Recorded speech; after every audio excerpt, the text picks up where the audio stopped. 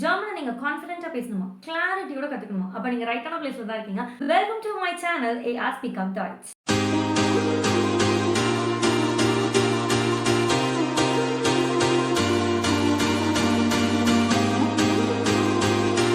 இன்னைக்கு நம்ம பார்க்க போற வீடியோ எதை பத்தினா டாட்டிவ் கேசஸ். ஆல்ரெடி நம்ம வந்து லாஸ்ட் வீடியோல வந்து அக்குசாட்டிவ் அண்ட் நாமினாட்டிவ் கேசஸ் நம்ம பார்த்தாச்சு. ஸோ நம்ம இன்னைக்கு பார்க்க போறது எதை பத்தி அப்படின்னு சொன்னா டாட்டிவ் கேசஸ்.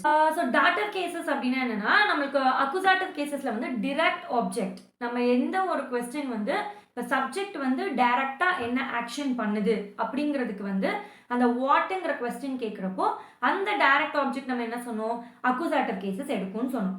இதில் டாட்டிவ் கேசஸில் என்ன நடக்கும் அப்படின்னு சொன்னால் இன்டைரக்ட் ஆப்ஜெக்ட் டைரக்ட் ஆப்ஜெக்ட்டும் இருக்கும், இன்டைரக்ட் ஆப்ஜெக்ட்டும் இருக்கும். ஸோ அந்த இன்டைரக்ட் ஆப்ஜெக்ட் தான் டாட்டிவ் கேசஸ் தான் நமக்கு வந்து சேஞ்ச் ஆகும். ரொம்ப காம்ப்ளெக்ஸ்லாம் கிடையாது, நம்ம ஈஸியாக புரிஞ்சுக்கிட்டோம் அப்படின்னு சொன்னால் சிம்பிளாக இந்த சென்டென்ஸை நம்ம ஃப்ரேம் பண்ணிடலாம். ஸோ வித்வுட் ஃபர்தர் டிலே வாங்க வீடியோக்குள்ளே போயிடலாம். ஃபர்ஸ்ட் டாட்டிவ் கேசஸோட சென்டென்ஸ் ஸ்ட்ரக்சர் எப்படி இருக்கும்னு நம்ம வந்து பார்த்துடலாம்.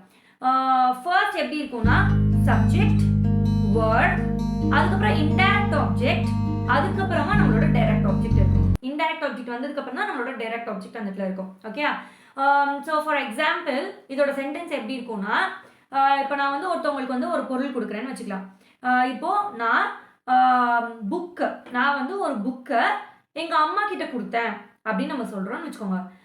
இஷ் கேப மைனர் மூட்டர் தாஸ் புக் அப்படின்னு சொல்லணும். ஸோ இதில் பார்த்தீங்க அப்படின்னு சொன்னால் இஷ் அப்படிங்கிறது சப்ஜெக்டா இருக்கு, கேப அப்படிங்கிறது வேர்பா இருக்கு, நெக்ஸ்ட் இருக்கக்கூடியதான் நம்மளோட இன்டைரக்ட் ஆப்ஜெக்ட், நெக்ஸ்ட் நம்மளோட டைரக்ட் ஆப்ஜெக்ட். ஸோ இதுல இன்டைரக்ட் ஆப்ஜெக்ட்ங்கிறது என்னது, மை மூட்டர், என்னோட மதர் அப்படிங்கிறது தான் இங்க வந்து இன்டைரக்ட் ஆப்ஜெக்டா இருக்கு. அந்த இன்டைரக்ட் ஆப்ஜெக்ட் டாட்டிவ் கேசஸை எடுத்துக்கும். அடுத்து இருக்கக்கூடிய அந்த டைரக்ட் ஆப்ஜெக்ட் என்னவா எடுத்துக்கும்னா அக்குசாட்டிவ் கேசஸை எடுத்துக்கும். இதை எப்படி நம்ம வந்து direct as well as indirect அப்படின்னு நம்ம கண்டுபிடிக்கிறோம்னா, எந்த ஒரு கொஸ்டின் வந்து வாட் அப்படிங்கிற கேள்வி கேட்குதோ அது வந்து டிரெக்ட் ஆப்ஜெக்டா போயிடும். For example I give what, நான் என்ன கொடுத்தேன், நான் கொடுத்தது வந்து ஒரு புக். ஸோ அது அக்குசாட்டிவ் கேசஸ்ல இருக்கு. எப்போதுமே நம்ம லாஸ்ட் டைம் பார்த்தோம் வாட்ங்கிற கொஸ்டின் கேட்கும்போது அது அக்குசாட்டிவ் கேசஸ்ல போயிடும். ஸோ வாட்ங்கிற கொஸ்டின் வந்து எதுக்கு போச்சு, புக்குக்கு போச்சு. ஸோ அது வந்து அக்குசாட்டிவ் கேசஸ்ல இருக்கு. டு ஹூம் அப்படிங்கிறது வந்து என்னவா மாறுது அப்படின்னா டாட்டிவ் கேசஸா மாறுது. ஸோ இந்த டாட்டிவ் கேசஸ் வந்து என்னவா இருக்கும்னா மைனர் மூட்டர். இப்போ மைனர் மூட்டர் அப்படிங்கிறது வந்து ஃபெமினைனா இருக்கிறனால டாட்டிவ் கேசஸ்ல ஃபெமினைன் என்னவாகும், மைனர் மூட்டர். ஸோ தி அப்படிங்கிறது வந்து தேர் அப்படின்னு மாறிடும். ஸோ மைனர் மூட்டர் அப்படின்னு நீங்க மாறிடும்.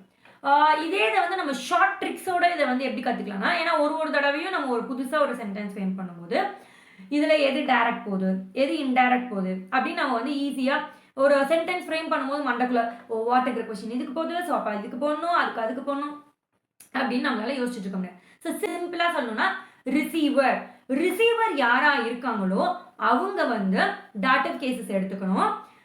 கொடுக்குற அந்த பொருள் வந்து என்னவா இருக்கும்னா மேக்சிமம் பொருள் வந்து இங்கே வந்து அக்குசாட்டிவ் கேசஸ் எடுத்துக்கும். இது வந்து நம்மளுக்கு சிம்பிளா நம்ம ஞாபகம் வச்சுக்கலாம்.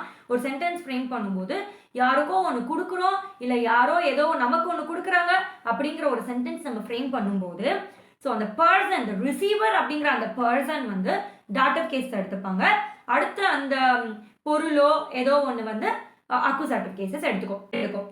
டைரக்டா அந்த வேர்ப் வந்துட்டாலே நம்ம என்ன பண்ணணும்னா டாட்டிவ் கேஸ் தான் எடுக்கணும். ஃபார் எக்ஸாம்பிள் ஹெல்ஃபன் அப்படிங்கிற அந்த வேர்ப், ஹெல்ஃபன்னா என்னது, டு ஹெல்ப். ஸோ இந்த ஹெல்ஃபன்ங்கிற வேர்பை நம்ம எடுத்துட்டோம்னாலே அதில் அதுக்கப்புறமேட்டுக்கு வரக்கூடியது என்னவா இருக்கணும்னா டாட்டிவா இருக்கணும். For example I help him அப்படின்னு நம்ம சொல்றோம்னு வச்சுக்கோங்க. Help him. ஸோ ஹிம்ங்கிறது என்னவாகுது, டாட்டிவ் கேசஸ் எடுக்குது. ஸோ இதே இது இன்னொரு வேர்ப் எடுத்துக்கிறோம்னு வச்சுக்கோங்க. கெஃபாலன்ங்கிறது வந்து it's a dative verb. So கெஃபாலன்னா என்ன அப்படின்னு சொன்னா டு லைக், ஐ லைக் அப்படின்னு நம்ம மீன் பண்றது, டு லைக் மீன் பண்ணுது. For example I like Das book, I like the book, அந்த புக் எனக்கு பிடிச்சிருக்கு. ஒரு ஐ லைக் த ட்ரெஸ் அப்படின்னு நம்ம சொல்றோம்னு வச்சுக்கோங்க.